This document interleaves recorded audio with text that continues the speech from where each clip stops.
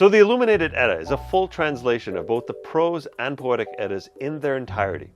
And instead of a dry academic translation, it's actually written in modern English in a prose that actually flows. 2-page art spreads that actually trick out every single one of the chapters, and every single one of the characters gets their own portrait in the full-size version of the Illuminated Edda. We also have a pocket-sized edition where we actually cut out a lot of the artwork to be able to fit this into your pocket. Now, besides the prose and poetic Eddas, there's bonus material that has been translated as well.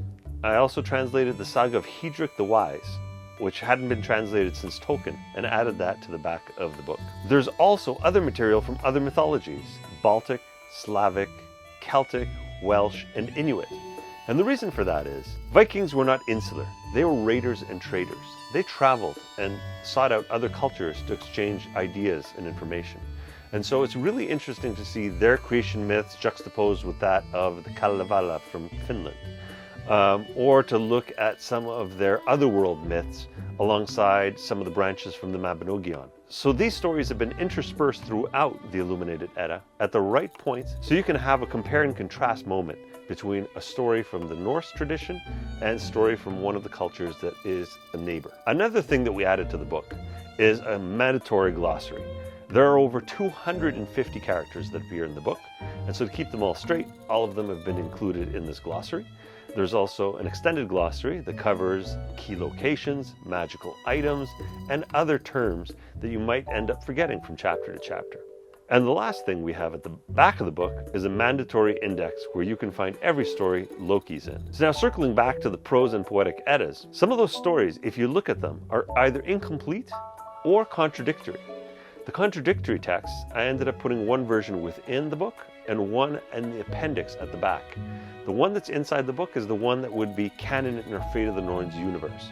And the one at the back is there for completeness, so you actually have a translated version of the poetic and prose Eddas in their entirety. The other side effect of having a mythology that is fragmented with omissions and contradictions is the fact that to get a seamless story, you have to add some chapters that are in between to fill in the gaps, to tell you the story of why Heimdall and Loki hate each other so much, and what happens to Kara the Valkyrie in the missing chapter 3 of her story. And these are chapters that I added due to the fact that I've been exposed to the myths for many, many decades, and I feel that I've got this insight in the characters where I could extrapolate what they would be doing off camera in chapters that would end up cementing a narrative, an overarching narrative throughout the Eddas. There's two types of borders. One that deals with the translations, and another one for the works that I created myself to be able to create that seamless narrative and story arc that can go from the creation myths all the way to Ragnarok. I was very lucky to work with some great artists on this project.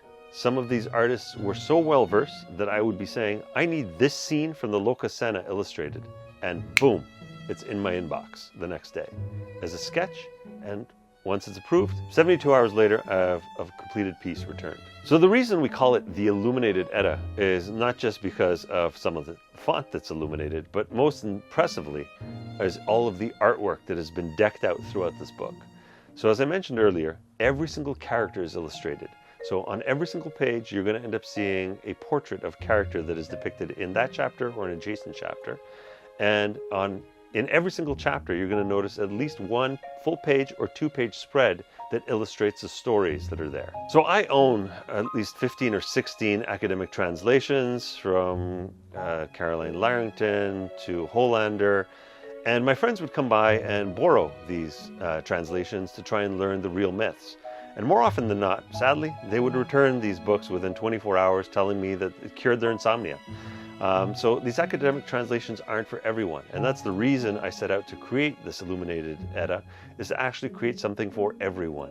Something that's accessible and easy to read and fun to read. And speaking of Professor Larrington, she actually gave me a really nice glowing endorsement for the back cover of the Illuminated Edda. So if you're looking to pick up your own copy, the link's down below.